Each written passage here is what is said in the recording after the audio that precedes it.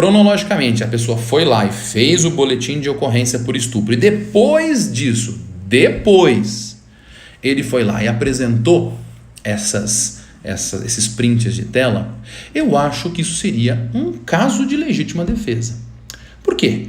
Porque eu vou ler para você. Legítima defesa. Vamos ler. Entende-se em legítima defesa quem, usando moderadamente dos meios necessários, repele injusta agressão atual ou iminente a direito seu ou de outrem. Eu acho que a legítima defesa se encaixa muito bem, até o momento em que se verifica que não houve o tal excesso de legítima defesa. Por quê? Porque é claro que ser processado injustamente uma pessoa famosa, com dinheiro, na beira da Copa América, né? Não sou um grande entendedor de futebol, na beira da Copa, no auge da carreira, tendo uma legião de fãs, no momento em que essa pessoa sofre injustamente um processo criminal e há a publicação, porque o processo, claro que o estupro é o BO, tá, agora acabaram de me falar que o BO foi feito num dia e ele postou no dia seguinte. É claro que o BO por crimes contra a dignidade sexual, ele é resguardado presumidamente pelo segredo de justiça. Mas ainda assim é uma questão que se publica facilmente. Então a honra da pessoa pública está sim em situação de injusta agressão, especialmente se a história não for verdadeira. Veja, como eu falei no início, eu estou partindo sempre do pressuposto de que não é verdadeiro o delito de estupro. Porque se o delito de estupro for verdadeiro, obviamente a agressão não é injusta.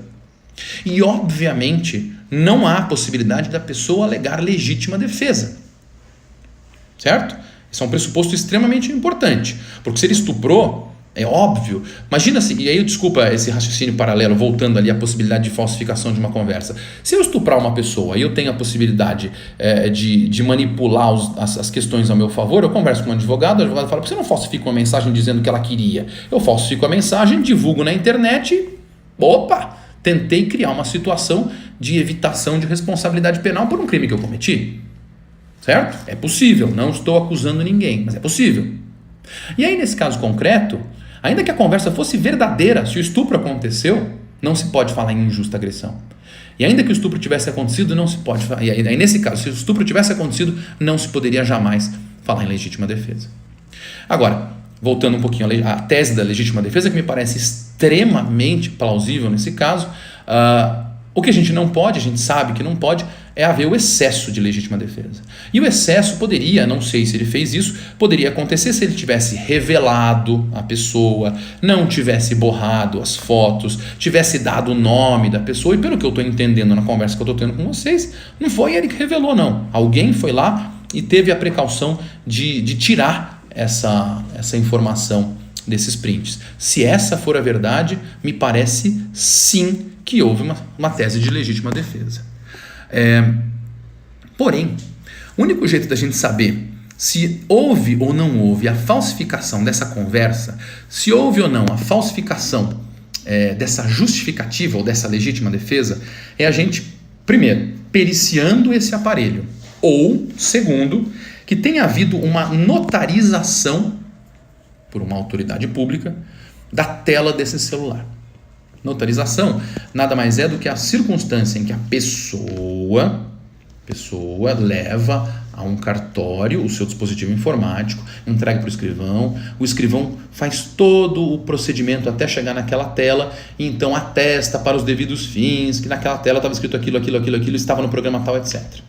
Isso pode ser feito até pela internet, através de notarizações feitas por blockchain, mas é necessário uma prova que afaste dúvida.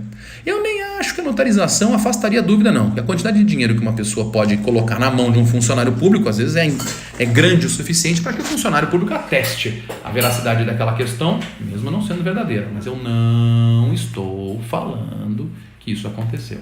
Isso, Vitor, ata notarial. Ata notarial é o instrumento jurídico, é a formalização documental da notarização. Então, precisaria fazer uma perícia e verificar a autenticidade dessa prova, né? Vou chamar de documento informático, desse documento informático para que a gente tenha certeza de que nós estamos falando de uma conversa legítima, de uma conversa que realmente aconteceu, entre as duas pessoas que está se dizendo que aconteceu, porque eu não tenho certeza que exatamente isso aconteceu entre aquelas pessoas.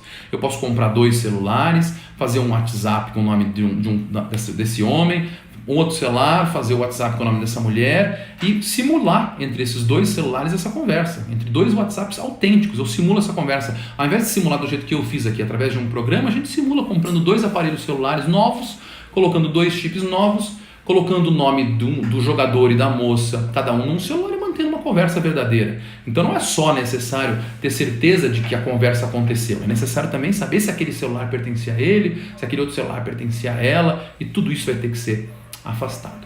Ah, professor, eu acho que não se está diante de uma legítima defesa. Acho que a situação não é de legítima defesa. Acho que existem outras alternativas. Deixa eu só explicar mais uma coisinha rapidamente. E se o Neymar tiver apagado essas conversas do celular? Como fica essa situação? E se na hora de periciar, ou na hora do juiz pedir o celular para periciar, ele fala assim, é que eu apaguei, fiquei com medo, apaguei, destruí o celular. E aí? Como é que fica essa situação? E veja só, quando eu comecei a falar em legítima defesa, não sei se você percebeu, mas deve ter percebido, eu mudei o assunto. Eu falei isso, estava falando no início sobre tipicidade. Falei que o crime é um fato típico, antijurídico e culpável. E falei que o problema não podia ser de tipicidade se a gente discutisse o consentimento da vítima, podia ser de tipicidade se a gente discutisse o conceito de nudez. Mas a gente não podia discutir elemento subjetivo do tipo, dolo. Aí, eu comecei a falar de legítima defesa. Legítima defesa saiu do conceito de tipicidade. Entramos no conceito antijuridicidade. O que é antijuridicidade? Antijuridicidade é um nome técnico dado para aquilo que a gente chama de reprovabilidade social. Então o Código Penal, a dogmática penal, cria circunstâncias em que toda a sociedade invariavelmente compreende que situações como aquela são consideradas